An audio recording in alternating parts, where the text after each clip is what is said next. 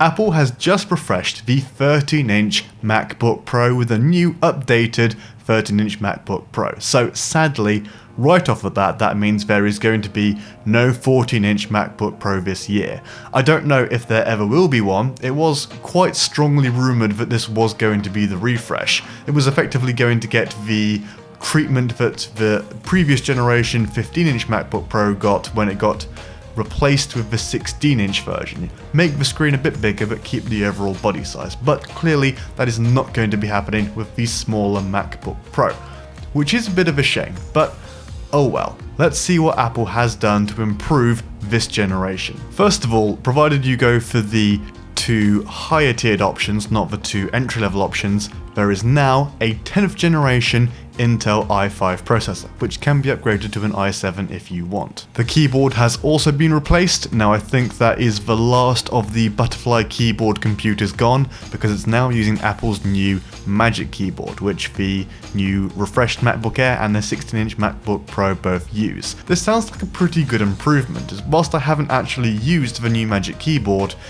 I have heard of a lot of problems with the butterfly keyboard, things getting stuck and the mechanism breaking.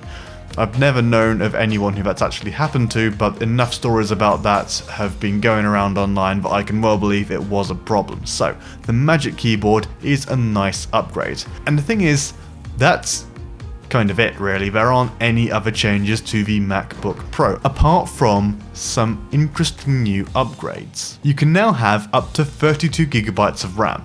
This is definitely a good upgrade if you're going to be doing any video editing or CGI. So I think that is good that Apple has added the extra RAM options if you need it. There's also higher capacity hard drives. If you want your 13-inch MacBook Pro with a 4TB SSD and you have an awful lot of money, well, now you can have it. Personally, I probably wouldn't spend that much money on upgrading the internal hard drive, but if it's an important spec to you and you don't want to have to deal with any sort of external drives when you're out and about editing and you have really large files, well, at least the option is there for you, as long as you're prepared to pay £1,000 for it. And those are all of the new upgrades for the 13-inch MacBook Pro. But should you buy it, and where does it fit into the Apple lineup? Well, first of all, whilst the MacBook Air does start from under £1,000, well, only just, but it does, really any upgrade whatsoever, and you do need some upgrades if you're going to be video editing, takes the price up to $1,850. At least it does for the specs which I would recommend, which gives you 16GB of RAM, the best processor, and 1TB of SSD storage. If you specify the equivalent 13-inch MacBook Pro, then the price is basically £2,000. So what is your extra £150 getting you? Well, the processor, they have a similar max frequency, but the base clock on the MacBook Pro is much higher. If you're going to be doing professional work, that's good, you are going to want that. You're also getting a much better screen that's more color accurate, and you have the touch bar too. Do you need the touch bar? Do you want it? I don't know, but it's kind of cool, and for £150, all of those upgrades lumped together, if you're doing really any kind of professional work and you're prepared to put up the near £2,000 for either of these computers, personally, I think it's an absolute no-brainer. At this specification, 100% go for the 13-inch MacBook Pro. Really, if you're going to be considering the MacBook Air, your upgrades should come to less than £1,500, because any more than that and you would be better just spending the extra money and upgrading to the 13-inch MacBook Pro. And to be honest, a MacBook Air for less than £1,500, it's not really the computer you want to be video editing. It's going to be quite slow, it's going to run out of RAM, you're not going to have a fun time. So that's that. Or is it? Things are a little bit more complicated if you want to add some more upgrades into the picture. Yes, the i5 is a really good CPU, but there is also an i7 available if you want to upgrade. But that's another £200. So now the 13-inch MacBook Pro is well over £2,000 at $2,200. £200 for an upgraded i7, which is a bit faster because you've got the higher clock frequency. Yeah, I think that's justifiable, but you're now very close in price to the 16-inch MacBook Pro.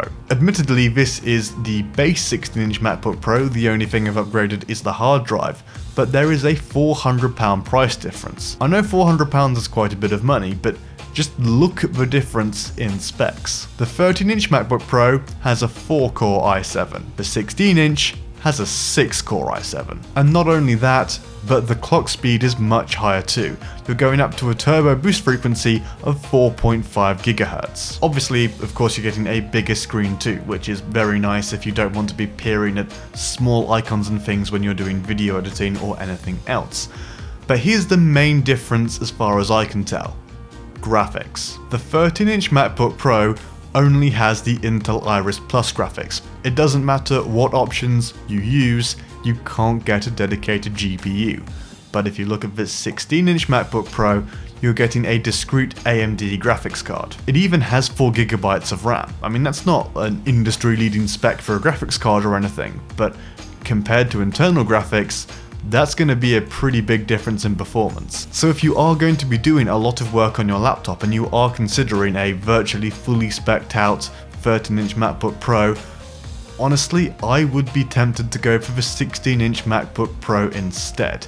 Yes, I know it's a few £100 more expensive, but you're gaining so many more things. You're getting 2 extra cores, plus threads, a whole graphics card, and more screen real estate, and in my opinion, those things easily offset the price difference. Of course, the exception to this is if you want a 13-inch MacBook, then, well, the 16-inch, it's too big. So if portability, lightweight portable computer is important to you, then yeah, just stick with the 13-inch MacBook Pro, but really in any other situation, if you want to go ham on the options, 16-inch MacBook Pro is the way to go. So as a quick summary, who do I recommend this for? If you were looking at the 2020 MacBook Air, but you do video editing, and you do photo editing, or you do any really productivity type workflow, the 13-inch MacBook Pro is definitely worth going for instead of the MacBook Air. I really see no reason to go for the MacBook Air. There's a very small price difference, but you're getting a better screen and you're getting a slightly faster processor. But if you do want a powerful laptop, skip the 13-inch MacBook Pro and go for the 16-inch one. So that's it as far as the 13-inch MacBook Pro goes. It was, reasonable upgrade, not too bad.